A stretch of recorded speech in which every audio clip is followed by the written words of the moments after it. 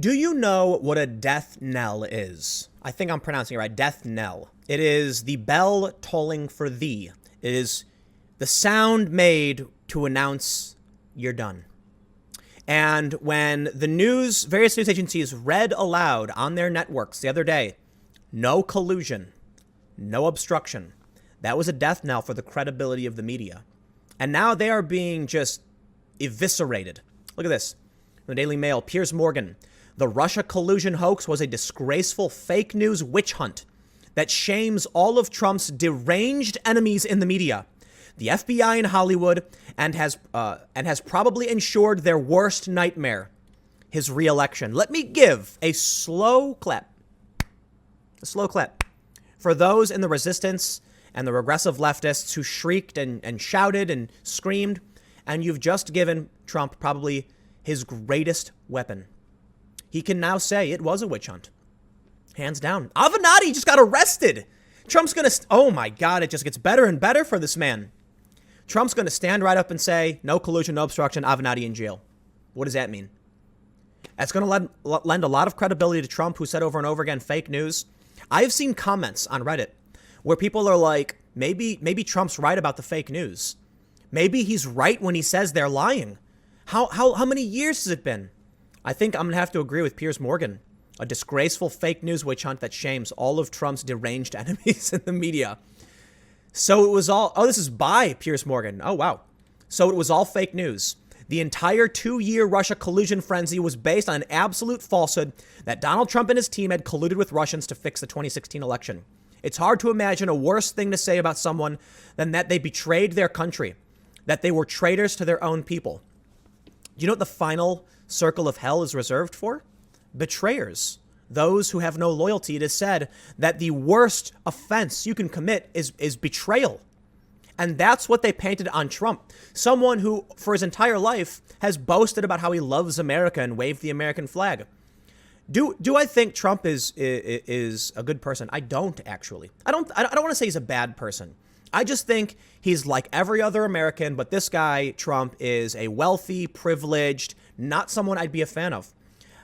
I grew up on the left. I have no love for the privileged, wealthy class.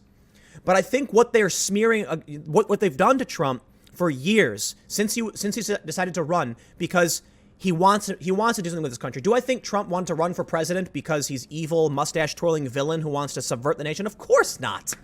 I don't trust politicians. I think the problem with politicians is that they think they're right. They think they know better than everyone. And I'm not gonna claim that Trump gets any special credit in there. No. He's just like all the rest of them, in my opinion. But listen, I believe Obama did a bunch of terrible things. I think he was wrong. I don't think Obama had foreign interests at heart. I think he genuinely thought he was doing the right thing. I can say the same for Trump. To accuse them of being betrayers, disloyal, traitors to their country is a damn disgrace. And in my opinion, it is one of the worst things. It's not even an argument. What bothers me the most about the resistance and the regressive anti-Trump people is that there are calm, reasonable, and rational people who have legitimate criticisms of Trump policy, plain and simple. And there's only a few of them who are actually vocal, and they exist.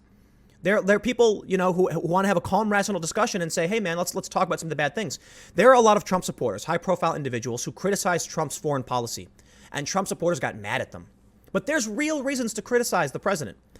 I'm not going to get into all that. I just want to make sure it's clear that, you watch my video. It's so crazy to me when people on the left try to act like Cenk Uygur accused me of being a Trump supporter, and I'm like, what? Hell no. But I'm not insane. I'm not a crazy person. I don't think the president was a secret asset of Vladimir Putin since 1987. That's insane. God. When I was growing up, we would see during Bush's re-election, I saw the signs comparing him to Hitler. I'm like, that's crazy. I'd see the signs where they compare Obama to Hitler. That's crazy. And they still do it to Trump. It's the same thing. It never ends. Let's read on. That was the charge leveled at Trump in an obsessively unrelenting campaign to bring him down as president. Look, I want to make sure it's clear. I think Trump really does believe in the United States. I think he really does know. He thinks he knows exactly what's the right thing to do. And some of the things he's done have worked. I don't know enough about the economy. All I know is that Trump said, I'm going to do X, Y, and Z. Obama said it couldn't happen. It happened. Oh, wow. Okay. Maybe Trump was right. I don't think that, I think Mueller loves America. It's crazy to me. I think Hillary Clinton, controversial statement, I think she actually cares about America too. Now, I question her judgment. I think she's reckless and callous. I do not like her.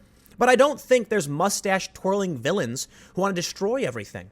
And that's really how they see Donald Trump. And yes, I'm sure there's a bunch of Trump supporters who see Hillary that way. They scream globalist. No, I think Hillary thinks she knows what's better for you. I think that's true of every politician. And I don't think they do, and that's the problem. Now, I will say this. Hillary Clinton is several orders of magnitude worse than Trump, in my opinion. The problems I have with Trump are mostly following the path of foreign policy that all the other presidents have had. You're going to hear something really typical amongst the Russiagate critical leftists. Anti-war is a huge issue. I think some of them go a little bit further and more fervent because I'm kind of like, let's be calm and rational. But Hillary Clinton, in my opinion, was a war hawk, warmonger, and Trump was not. And that's why Hillary Clinton really terrified me. Trump, I think, is just, I don't know, the way I describe it is I think he's just not, he doesn't present confidence to the American people. He's not a unifier. Now, you might think he is, and perhaps it was the Russiagate that actually played into the separation and the segregation. It was the media that divided us. It's true. I think Trump has said many objectionable things. I think he said many controversial things, and he should be criticized for them. But I do think maybe now, with the media's credibility in the dumpster, on fire, people might start to realize that Trump is just, he may be a crude and crass and kind of offensive dude, but he's not a Russian spy. He's not a traitor, and he's not Orange Hitler. You might not like him for his cultural reasons. One of the big complaints I have with him. You might not like him for his foreign policy. The biggest complaint I have with him. But he's, to me, just like any other president. So it's insane for me to see all the psychotic rhetoric coming from the media for years. The just insane nonsense. After an intensive investigation, Mueller concluded that neither the president nor any of his campaign team conspired with any Russians to interfere with the election. Trump is jubilant, understandably. But whilst I am pleased for him that he was finally exonerated of a high crime I never thought he could possibly have committed, my overwhelming feeling today is one of fury that he had to endure such a disgraceful, deceitful, and concerted attack on his presidency based on nothing but a fervent desire to destroy him and his family. I know some people, high-profile individuals, and they're not Trump supporters, but they told me that Trump has always been a really nice person to them. And I think, when it comes to the cultural issues we have in this country, as it's often been stated by many people, and I hold a similar opinion, Hillary Clinton was everything wrong with our government. Trump was everything wrong with our culture.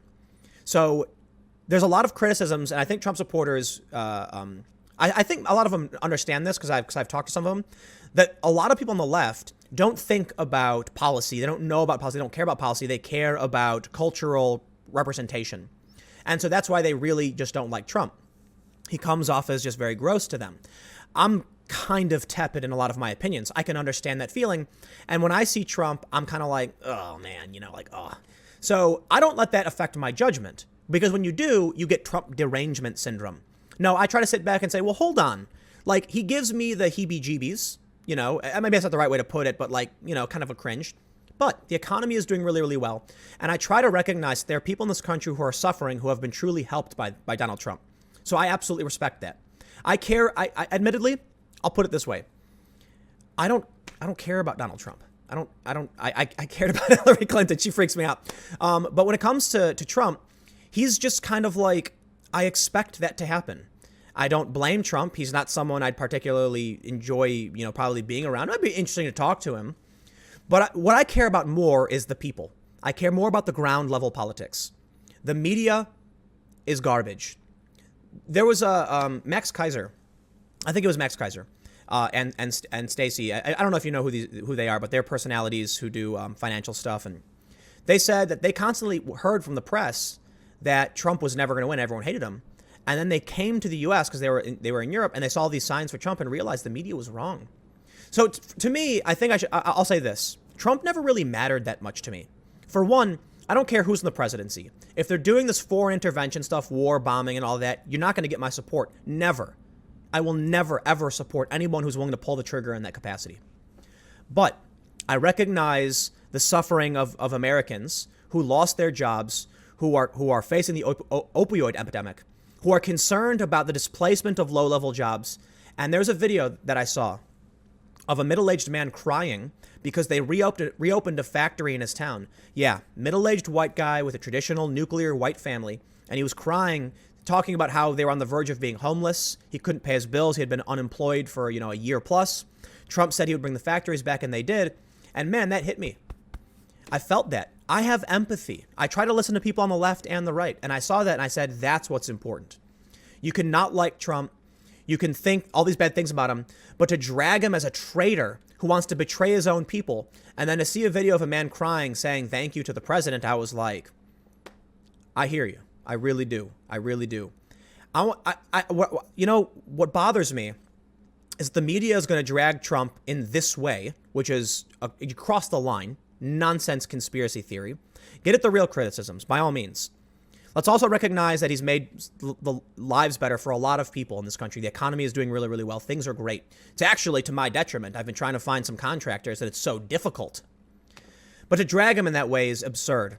To hate the president with, the Trump derangement syndrome, that's the problem. Okay? It blinds you from the fact that he may not be perfect. He may only be 50% of the, he may only be solving half of this nation's problems. But you're mad at him because you just think he's got a bad personality? Let me conclude by saying this, and this ended up turning into a rant on the president, in my opinion. But you can tell my opinions are always rather in the middle. First, the summary of the piece. My God, the media is trash. Let's just be honest. I don't like the president as a person, his character, but I recognize the importance that he symbolizes for a lot of supporters. I recognize the good he's done. I'm not going to have Trump derangement syndrome. I'm going to push past my initial negative feelings and look at what's the best we can do, because you'll never get a perfect president. Obama was absolutely not. I think Obama had charisma, and I think he killed a bunch of Americans overseas, so I will never support someone like him either. So for the people who just want to hate the president because they don't think about things, they don't think about the solutions, that's the problem. I recognize your feelings. I empathize. But you also have to recognize that there are actually real physical things happening in the world outside of how you feel. And you can hate the president all you want, but you got to recognize good things have come from what he's done, and there are some bad things. He's not perfect. So I do not like the foreign intervention. I do not like foreign war. We'll see what happens, but I'll just end this rant. These videos happen every so often. It's a story about the media being trash, but I got to admit, in the beginning, I got kind of in agreement with Piers Morgan. How dare they call Trump a traitor? I think that's insane and psychotic. I don't like what he's done in terms of foreign policy. I can say it a million times. But to call him a traitor is disgusting as far as I'm concerned. Whatever. Now they're going to get mad at me for saying it. No, I don't care. I got one more video coming up in a few minutes. I'll see you then.